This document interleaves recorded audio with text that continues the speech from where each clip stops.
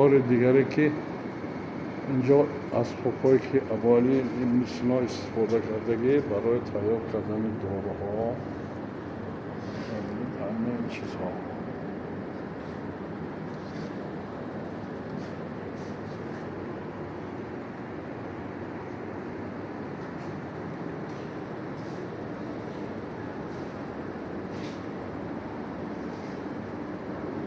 این دیگ‌ها با دارو تیار می‌کردگی.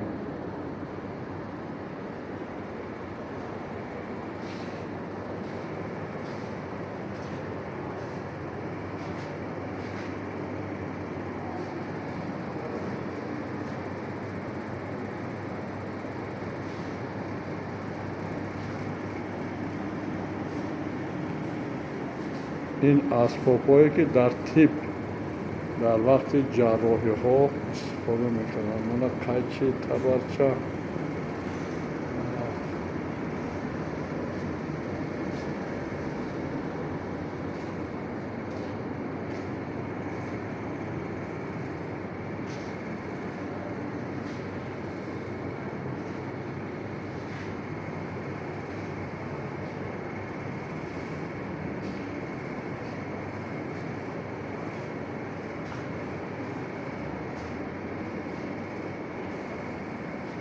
این است زیارتگاه یکی از مردای بزرگ تاجیک، ملت تاجیک که امروز در سطح جهانی معرفی شده است و کتاب‌های این عالمی برجسته در تمام زبان‌های دنیا ترجمه شده و قسم زیادی دکترها از روی این عمل می‌کنند.